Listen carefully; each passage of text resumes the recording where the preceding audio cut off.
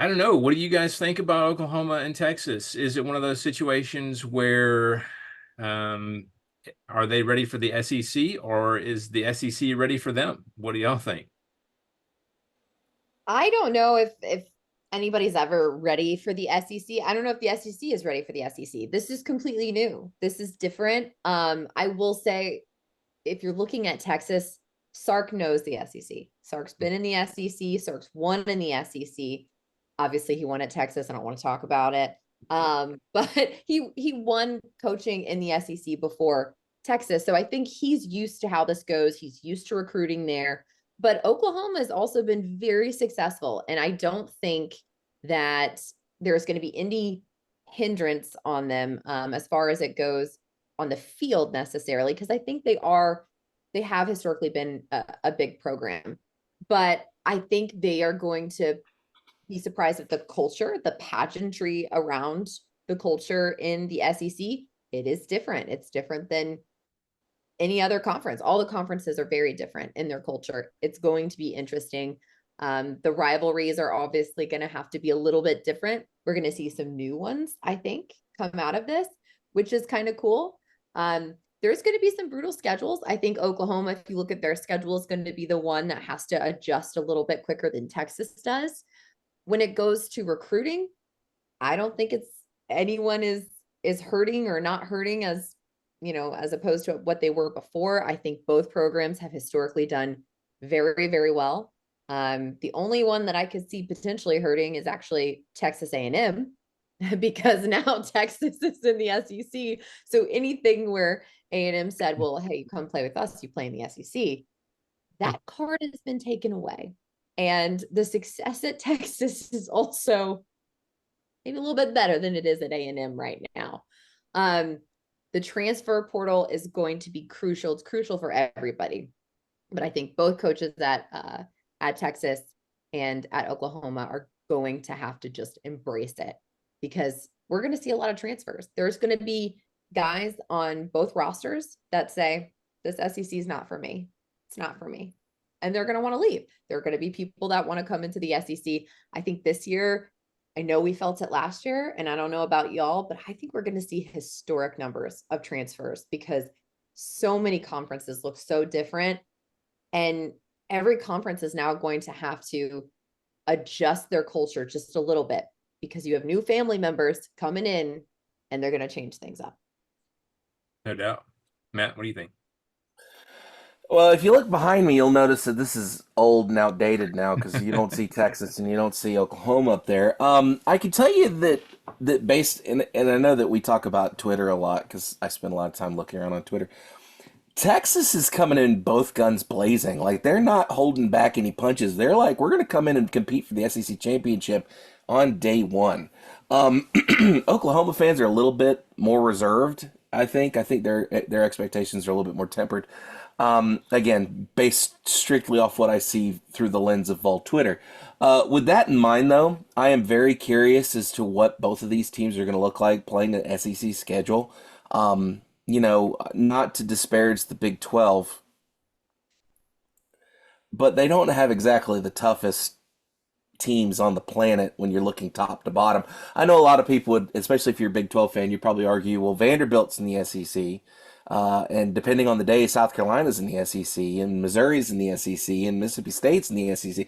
That's true. But the thing about the SEC that separates itself from everybody else, I feel, is even on its worst day, Vanderbilt's got a chance. It may be the tiniest, minuscule amount of a chance, but they got a shot.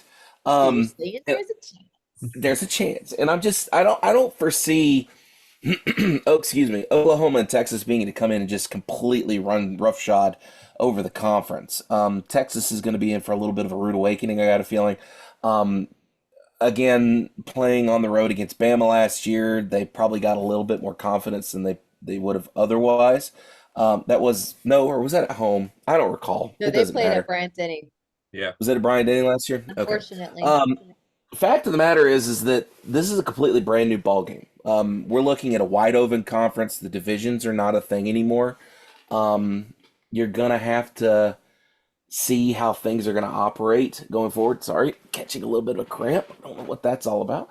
Um, and I'm very curious to see how they handle the week to week grind of an SEC schedule.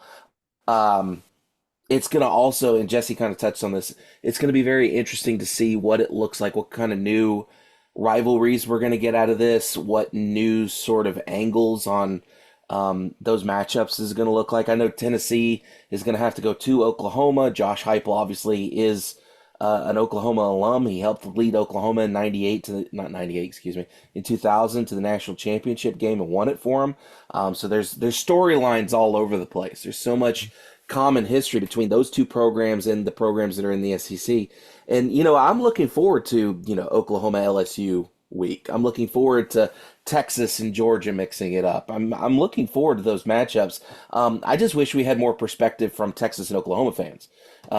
We talked to we're going to talk to Mississippi State fan here in a second. It'd be great to have a Texas person on to talk about what it's like coming into the SEC or what an Oklahoma fan thinks about the whole situation. So I'm excited. I know that we poo-pooed a lot about it earlier in the season and talked about how we really felt about Oklahoma and Texas, but I can't wait to see them strap it up and let's go. Well, and a lot of them are saying that the Red River rivalry is now the Shootout. premier It's a shootout. shootout. Yeah, Shootout. is now the premier rivalry in the SEC. Let's So, let's chill out. Let's chill out with that talk, guys. hey, Okay. just got to repeat what's being said out there. I But mean, welcome to the conference and everything, but I just no, so sorry. Texas was That's going to picked be a tough one to take in a away. preseason, in a preseason SEC poll. Texas was picked to finish with the second most votes to win the national championship behind Georgia. Interesting. Oklahoma was picked to finish 8th in the conference. Middle of So the road. That's seems I interesting. mean, seems the regardless, expectation is there more for Texas. Yeah. I think them joining only gives the SEC as a conference more spots in the playoff, to be honest. I think that's going to help the conference as a whole. And I read something earlier today that kind of blew my mind, just because obviously Nick Saban's not a coach anymore. It's fine. It's fine. The more I say it, the more I say Technically, it, we've the more already it makes Easy, talked me about it. Jesse. feel. It's not a Easy, big Jesse. off-season It's story, like but a yes. Band-Aid. You just have to keep ripping it up and it'll feel better. There's only 3 active head coaches across major college football. I apologize if you're a smaller program, smaller division, and I didn't mention you, but 3 active head coaches across major college football who have won championships entering the 2024 season. That's Kirby Smart at Georgia, UNC's Mac Brown, who won at Texas, and Clemson's Dabo Sweeney. So if you Wow. think about it, this is a wide open playing field we have going into not only the SEC, but just college football in general. We are about to embark on a new journey of, all these programs, all these new conferences, and what football is going to look like for the next several years, hopefully.